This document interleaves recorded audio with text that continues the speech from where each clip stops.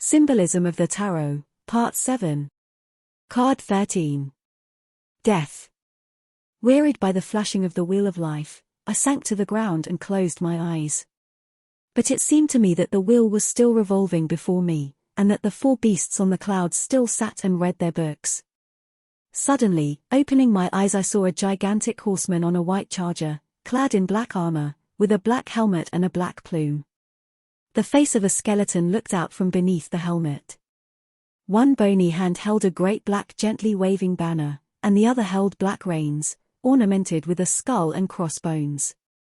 Wherever the white steed passed, night and death followed, flowers withered, leaves fell, the earth was covered with a white shroud, graveyards appeared, towers, places and cities fell into ruins.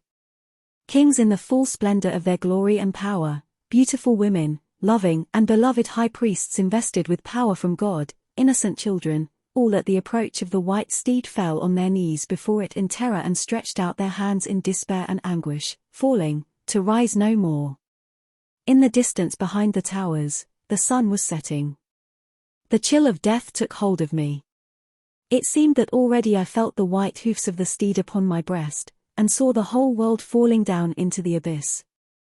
But suddenly, I felt something familiar in the measured step of the horse, something I had heard and seen before. Another instant, and I heard in its step the movement of the wheel of life. Light broke in upon me, then looking at the disappearing horseman and the setting sun, I understood that the path of life consists of the hoof marks of the steed of death. The sun setting on one side, rises on the other. Every moment of its motion is a setting at one point, and a rising at another. I understood that just as the sun rises in its setting and sets in its rising, so life dies when it is born, and is born when it dies. Yes, said the voice, you think that the sun has only one aim, to set and to rise. Does the sun know anything of the earth, of people, of the sunset and sunrise? It goes its own way, over its own orbit, around an unknown center. Life, death, sunrise, sunset. Are you not aware that these are just the thoughts, dreams, and fears of the fool? Card 11. Strength. In the midst of a green plain, bordered by gently rolling blue hills, I saw a woman walking with a lion. Garlanded with roses, the sign of eternity over her head, the woman calmly and confidently closed the lion's mouth, and the lion gently licked her hand. This is the picture of strength, said the voice, understand all of its meanings. First of all, it shows the strength of love. There is nothing stronger than love. Only love can conquer evil. Hatred always breeds hatred. Evil always bears evil. You see those garlands of roses? They speak of the magical chain. Union of desires, union of effort, union of will. Create such strength that all wild unconscious strength bows before it. Furthermore, it is the strength of eternity.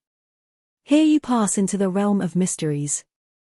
For a consciousness that is aware of the sign of eternity above it, there are no obstacles, nor can there be any resistance from the infinite. Card 12. The Hanged Man. And I saw a man with his hands tied behind his back, hanging by one leg from a high gallows, with his head downward, and in fearful torments. Around his leg was a golden halo. And I heard the voice which spoke to me. Behold, this is the man who has seen the truth. New suffering, such as no earthly misfortune can ever cause, this is what awaits man on earth when he finds the path to eternity, and the understanding of the infinite. He is still a man, but he already knows many things inaccessible even to gods. And this conflict between the big and the little in his soul makes his torture and his Golgotha. In his own soul, a high gallows is raised upon which he hangs in suffering, feeling as though he were turned head downwards. He himself chooses this way. It is for this that he went on a long journey, from trial to trial, from initiation to initiation, through failures and through falls. And now he has found truth, he knows himself. He now knows that it is he who stands between heaven and earth controlling the elements with the magical symbols, and it is also he who walks in the fool's cap along a dusty road beneath the blazing sun towards the abyss, where the beast awaits him. It is he, with his companion in the Garden of Eden under the protection of the beneficent Spirit. It is also he who is bound with her to the black cube of lies.